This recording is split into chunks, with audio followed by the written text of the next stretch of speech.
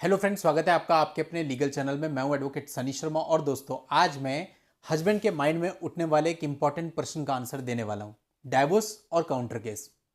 चूंकि जब पत्नी अपने मायके चली जाती है उसके बाद उस तरफ से आपके ऊपर कुछ केसेज हो जाते हैं। 125 सीआरपीसी, डीवी और 498 इनमें आम है कि ये 3 केस जनरली होते ही हैं।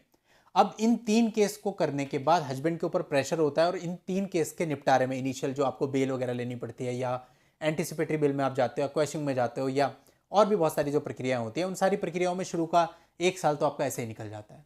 इसके बाद आप सोचते हो कि अब मैं क्या करूं, अब मैं डाइवोर्स फाइल करूं क्योंकि पत्नी ने तो मेरे साथ रहना नहीं है, इतने सारे केसेज कर दिए और अब उसको अगर मैं अपने साथ रखता हूं तो मुझे रिस्क भी रहेगा, ये आपके दिमाग में चलता है।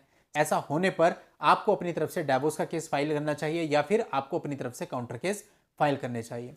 दोस्तों वीडियो में आखिर तक बने रहिएगा और यदि आपने अभी तक भी चैनल को सब्सक्राइब नहीं किया है तो चैनल को सब्सक्राइब करके नोटिफिकेशन बेल पर जरूर क्लिक कर लें ताकि फ्यूचर में इस प्रकार के वीडियोज की जानकारी निरंतर आपको मिलती रहे, सबसे पहले आपको मिलती रहे। तो दोस्तों यहां पर हम दोनों ही चीजों को समझ लेते हैं। यदि देखिए आप अपनी तरफ से डाइवोर्स केस फाइल करते हैं तो इसका क्या बेनिफिट होगा और क्या लॉस होंगे। बेनिफिट सिर्फ ये होगा कि डाइवोर्स अल्टीमेटली आपको लेना ही है तो आपने डाइवोर्स का केस फाइल कर दिया, लेकिन नुकसान ये होगा डाइवोर्स केस यदि आप अपनी तरफ से फाइल करते हैं तो उसमें आपको ग्राउंड क्रियोरिटी ही बनाना पड़ेगा और क्रियोरिटी का ग्राउंड उतना ज़्यादा मजबूत नहीं होता है पति की तरफ से। तो डिसर्शन का ग्राउंड भी अगर उसमें इंक्लूड हो जाए तो ज़्यादा अच्छा रहेगा, लेकिन उसके लिए आपको कम से कम 2 साल सेपरेशन के बाद वेट करनी पड़ेगी, तभी आप उस ग्राउंड पे जाकर के डाइवोर्स की पिटीशन फाइल कर सकते हैं। लेकिन इसके साथ साथ डाइवोर्स केस में काफ़ी सारे नुकसान भी हो जाते हैं। लाइक अगर आपका डिस्टेंस ज़्यादा है तो पत्नी कई बार उसे अपने प्लेस पर ट्रांसफर करवा लेती है, ऐसे में फिर आपको डाइवोर्स केस के लिए भी उसके प्लेस पर जाना पड़ता है। अगली चीज ये होती है कि पत्नी डाइवोर्स के केस में सेक्शन 24 की एप्लीकेशन लगा करके खर्चा भी मांग सकती है, तो आपको खर्चा भी देना पड़ता है। इसके साथ साथ अपना लिटिगेशन एक्सपेंसेस भी मांग सकती है, तो वो भी आपको देना पड़ता है। इसके साथ साथ परमानेंट एलिमनी भी क्लेम कर सकती है, तो ये सारी चीजें भी आपके ऊपर हो जाती हैं।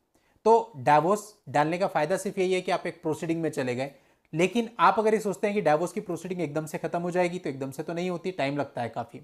अब काउंटर केसेज क्या होते हैं कि काउंटर केसेज में जैसे आपका मैट्रिमोनियल विवाद चला और लड़की पक्ष की तरह भी कोई गलतियां हुई, आपको धमकियां दी गई, आपसे पैसा मांगा गया या कुछ मामलों में आपसे मार पिटाई भी की गई होती है और आपने कुछ मामलों में पुलिस कंप्लेंट भी दर्ज करी होती है, लेकिन पुलिस ने उस पर कोई एक्शन नहीं लिया होता। तो उन्हीं चीज़ों को सही तरीके से लेकर के आकर के हम लोग एक काउंटर केस दर्ज करते हैं ताकि एक्चुअल में उन लोगों ने जो गलत कार्य किया है उसके लिए उनको भी सजा मिल सके, उनको भी पता चले कि अगर आप कुछ गलत करेंगे तो लीगल राइट सबके हैं। ये सोचते हुए हम काउंटर केस करते हैं। अब काउंटर केसेस से क्या होता है कि सामने वाली पार्टी को आपके प्लेस पे आना पड़ता है। अब पर्सन टू पर्सन डिपेंड करता है। कुछ मामले हमने ऐसे देखे जहाँ हस्बैंड ने अपनी तरफ से कोई केस किया, सामने वाली पार्टी को नोटिस किया और नोटिस मिलते ही वो सेटलमेंट पे आ गया कि भैया हमें इतने चक्कर में नहीं पड़ना कि हम इतना दूर आएंगे, और मामला सेटल हो गया और बिना किसी पैसे के सेटल हो गया। लेकिन कई बार होता है कि लोग ऐसे होते हैं कि नहीं ठीक है, वो लड़ने में ज़्यादा विश्वास रखते हैं कि ठीक है 3 केस के लिए आप यहाँ हो, 3 केस के लिए हम वहाँ आएंगे। तो ऐसे केस में होता है फिर आपको कुछ समय काउंटर केस चलाने पड़ते हैं, लेकिन आगे जाकर के एक स्थिति जरूर ऐसी आती है जहां पर आपका सेटलमेंट हो जाता है। अब सेटलमेंट का यहाँ पे मतलब क्या है इसको समझते हैं। सेटलमेंट का मतलब है कि आप लोग आपस में म्यूचुअल डाइवोर्स ले लेंगे और अपने अपने केसेज वापस ले लेंगे।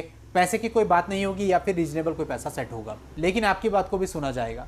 तो इस एंगल से अगर आप देखें तो डाइवोर्स तो आपका फिर भी हो गया, और म्यूचुअल डाइवोर्स में जैसे आप में से अधिकतर लोग जानते हैं केवल 6 महीने का ही समय लगता है, तो चीज़ें आसानी से सॉल्व हो जाती हैं। तो अगर अब आप ये पूछेंगे क्वेश्चन कि डाइवोर्स या काउंटर केस में से कौन सा बेहतर है, तो आंसर यही है कि इनिशियली आपके लिए काउंटर केस ही बेहतर है, क्योंकि मैंने देखा है जितने भी मैट्रिमोनियल केसेज होते हैं उनमें लड़की पक्ष के द्वारा भी बहुत सारी मिस्टेक की गई होती हैं, बहुत सारे झूठ बोले गए होते हैं जिनके प्रूफ आप लोगों के पास होते हैं। म्यूचुअल डाइवोर्स अगर होता है तो उससे दोनों ही पार्टीज का समय बचता है, और काउंटर केस का मकसद सिर्फ एक ही होता है कि दोनों पार्टीज म्यूचुअल डाइवोर्स पे आ जाएं। इसके अलावा किसी भी तरह की दुश्मनी या रंजिश निकालने के लिए आप काउंटर केस करते हैं तो फिर आपकी इंटेंशन बिल्कुल गलत है, उसे सही नहीं कहा जा सकता है। उन्होंने आप पर केस किए, उसके बाद आपने केस किया कि भाई इन्होंने भी हमारे साथ गलत किया था इसलिए इनके ऊपर भी ये मुकदमा बनता है, लेकिन आपका मकसद सिर्फ ये होना चाहिए कि वो लोग टेबल पे आ जाएं, सेटल कर लें और उसके बाद सारी केस आप लोग खत्म कर लें। अगर केवल परेशान करने के लिए, हैरेस करने के लिए आप लोग सोचते हैं कि हम भी उन पे केस कर दें, उन्होंने भी आप पे केस कर रखा है, दोनों ही पार्टी एक दूसरे की टांग पकड़ के इधर उधर खींचती रहे, तो उसमें किसी को भी कोई भी फायदा नहीं मिलने वाला है। तो चलिए दोस्तों आज की इस वीडियो में इतना ही। नेक्स्ट वीडियो में नई लीगल जानकारी के साथ मैं आपसे फिर मिलता हूं, तब तक के लिए goodbye and thank you for watching. Take care.